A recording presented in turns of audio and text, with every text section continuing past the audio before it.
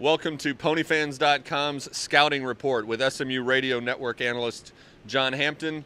This week, Tulsa Golden Hurricane coming to town. And when you think about last year's game at Tulsa, there were two main storylines. The first of which was Kyle Padron, true freshman, making his first career start.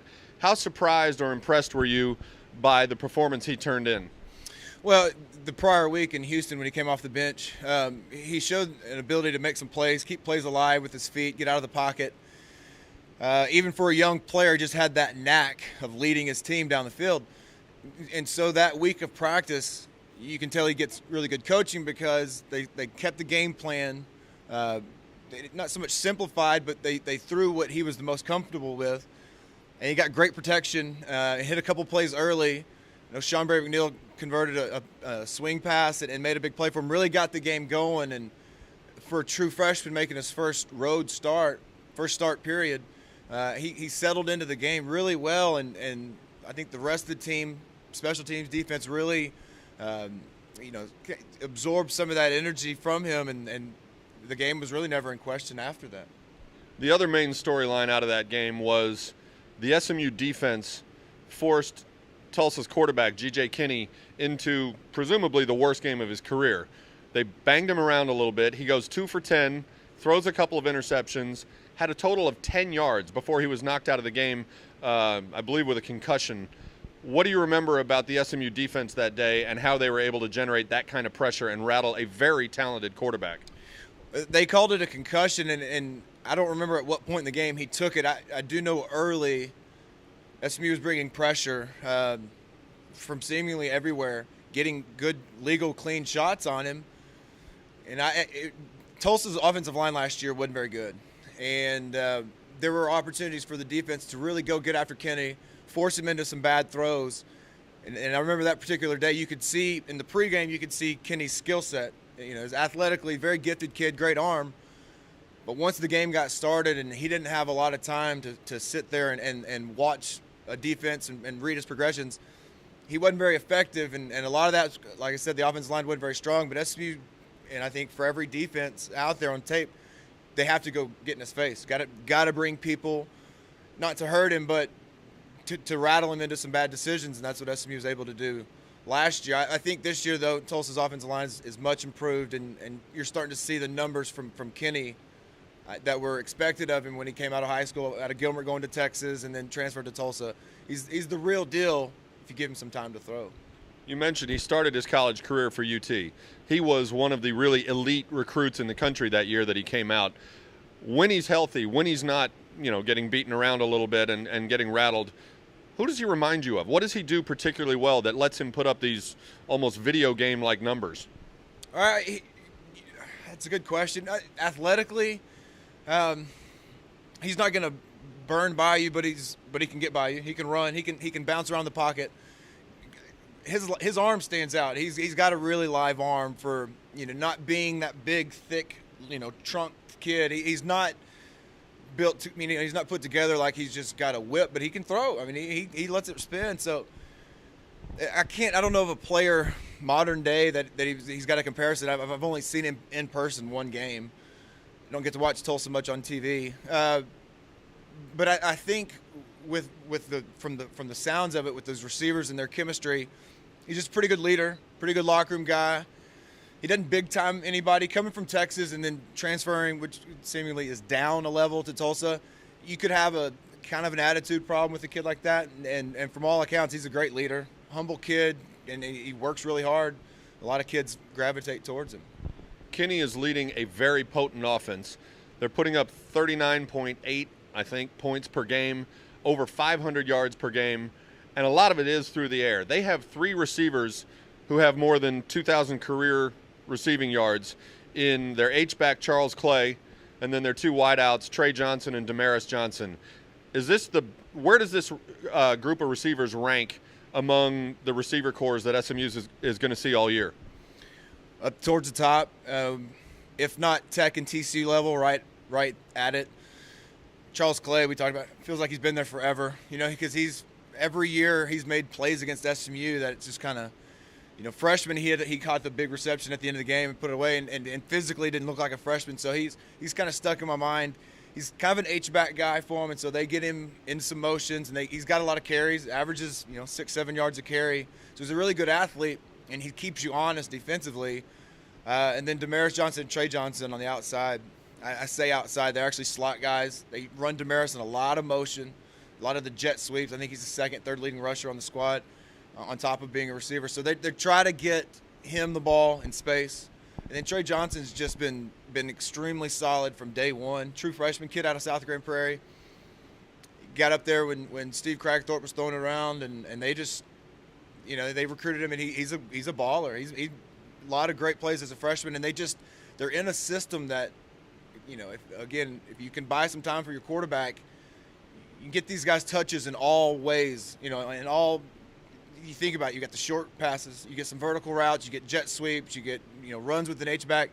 They're so versatile in what you're trying to defend that the system, it's part system, part athleticism, and they're good athletes, and the system's pretty creative.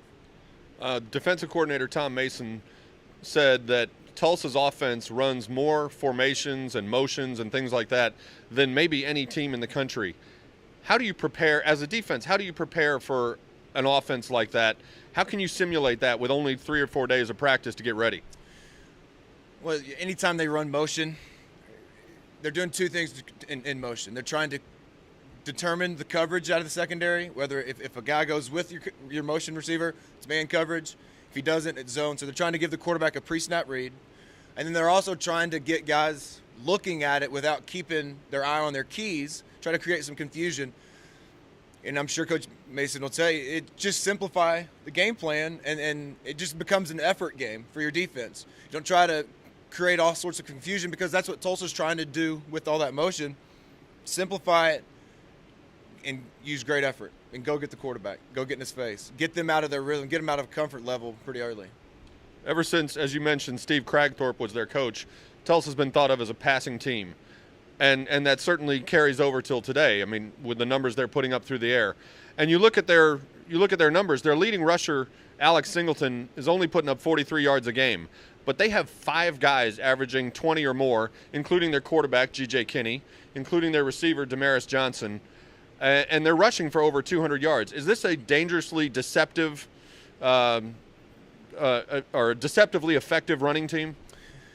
Well, they just got such depth, and it fits within their system so well. They're by definition a spread attack, and so you're going for 4 quarters for 60 minutes worth, and you're putting up a lot of yardage and putting up a lot of points.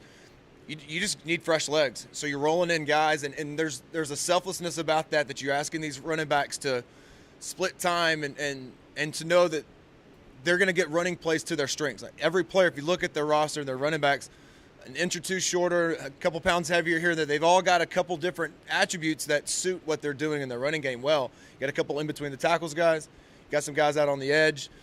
It fits within what they're trying to do, which is go fast down the field, producing yardage and points however way possible. And they've just got a balanced group of athletes back there. They've got a surplus of them. They've been recruiting well for a long time. They've gone out and stockpiled that 5'9" to 6 foot, 175 to 200 pound athlete that's available to them, and they're great football players. And say, we're going to find a place on the field for you, and next thing you know, you found a way to keep them all fresh and hungry for 4 seasons throughout their careers.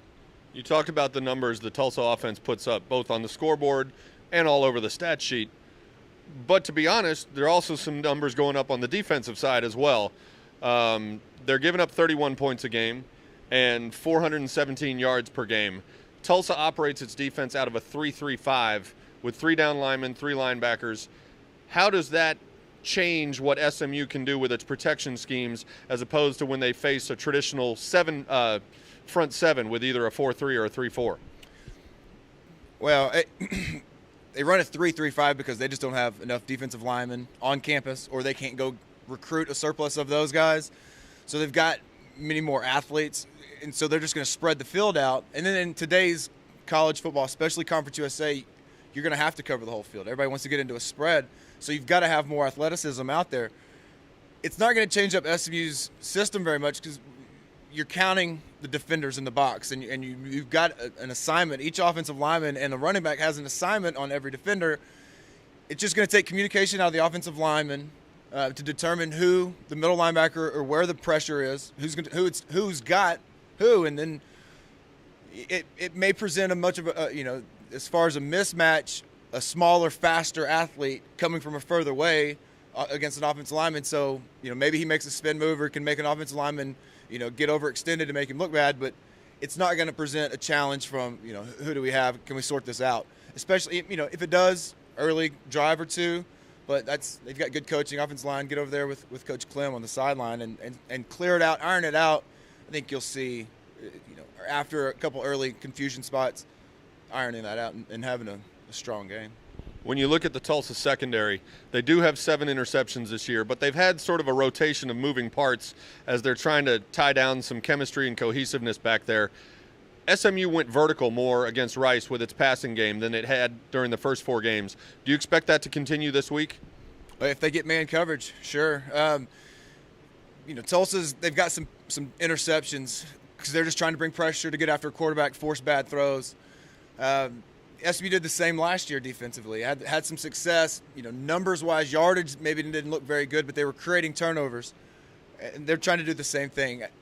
SMU is going to just take what's there. And I'm not trying to be trite. Sure, if you can get vertical in Conference USA, get vertical. But if not, 10, 12, 15-yard routes at a time and drive the length of the field, it's all the same. And a lot of times you can do a scouting report on a team and look at the offense, look at the defense, and call it a day. But with Tulsa, you have a special teams element that very few teams can match, and that's Damaris Johnson, who returns punts and really excels returning kickoffs. A couple of weeks ago, you called Jeremy Curley of TCU maybe the best return man SMU is going to see all year. How are he and Damaris Johnson different in terms of the threat they pose? Obviously, I'm pretty week to week because I think Damaris Johnson, I didn't see a couple weeks out when I was talking about Jeremy Curley. Damaris Johnson is closing in on a couple records, Jesse Henderson's records in the conference in NCAA. He's just that's the first play of their offensive series, and it's a valuable weapon they've got back there. Coach McKnight was saying they're going to run. He's going to run and change directions. They spend a lot of time trying to create lanes and alleys for that kid. He's not maybe a top-end speed burner, but he's very shifty, and he gets north and south immediately. He makes his cuts at full speed. He's a tough weapon. He changes field. He flips field position for those guys and gives that offense short fields quite often. You can't go get 50 points a game, 40 points a game, whatever it is they're averaging, without being a setup with short fields off your kick returner. And Damaris Johnson's, he's huge for them. He's very, very – for SMU, we need to figure out who's kicking this week. If Szymanski's not going to be able to go, you're going to have to get directional. You've got to do something because you can't let this kid catch it with a head of steam on a 12, 15-yard line. Tulsa will start every drive from the 40, 45, if not worse. All right, we'll see how it shakes out Saturday. Tulsa SMU at Gerald J. Ford Stadium. Get your tickets now to be there. And this has been the PonyFans.com scouting report with John Hampton. See you next week.